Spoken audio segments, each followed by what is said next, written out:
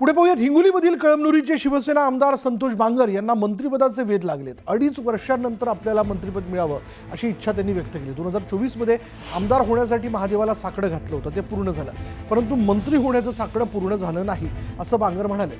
आता 2.5 वर्षांनंतर राज्यात फेरबदल होतील आणि त्यामध्ये मंत्रिपद मिळावं अशी इच्छा आमदार संतोष बांगर यांनी व्यक्त केली आहे। महाशिवरात्रीच्या निमित्तानं औंढा नागनाथ इथल्या मंदिरात त्यांच्या हस्ते महापूजा झाली आणि यावेळी संतोष बांगर यांनी हे वक्तव्य केलं। मी आपल्या नागनाथाच्या चरणी साकडं घातलं होतं की देवा 2024ला पुन्हा एकदा या ठिकाणी या कळमनुरी विधानसभेचा आमदार म्हणून मला निवडून येऊ दे। देवाने ते साकडं पूर्ण केलं।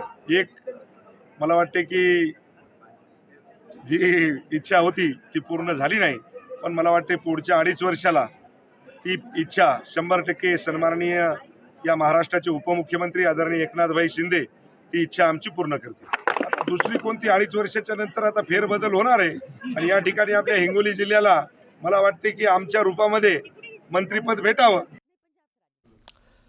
पुढली बातमी अशी की महाराष्ट्र केसरी कुस्ती स्पर्धा आयोजित करणार असल्याचं आमदार रोहित पवारांनी जाहीर केलं। यावर विधानसभेचे सभापती राम शिंदे यांनी टोला लगावलाय। ज्यांनी विधानसभेला नुरा कुस्ती केली त्यांच्या तोंडून कुस्तीबाबतचे शब्द शोभत नाहीत असा टोला त्यांनी लगावलाय। वाडिया पार्कमध्ये महाराष्ट्र केसरीच्या स्पर्धा अतिशय चांगल्या पद्धतीच्या नियोजन करून झाल्या आणि या स्पर्धा झाल्याच्या नंतर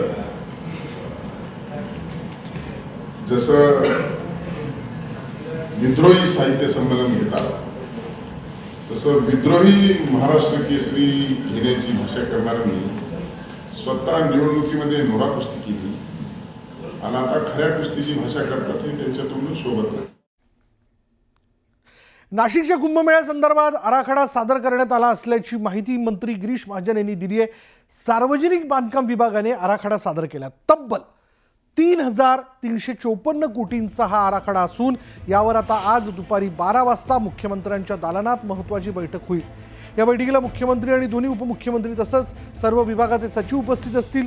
कुंभमेळ्याच्या पार्श्वभूमीवर विमानतळ रेल्वे व्यवस्था वाढवण्याकरता आम्ही प्रयत्नशील आहोत असं गिरीश महाजन यांनी यावेळी स्पष्ट केलं। नाशिकच्या कुंभमेळ्याला प्रयागराजपेक्षाही जास्त लोक येतील अशी शक्यता आहे। दरम्यान मागील वेळी कोणतीही आपत्ती घडली नव्हती आणि आता देखील व्यवस्था करण्यासाठी आम्ही प्रयत्न करत आहोत असंही महाजनांनी म्हटलं।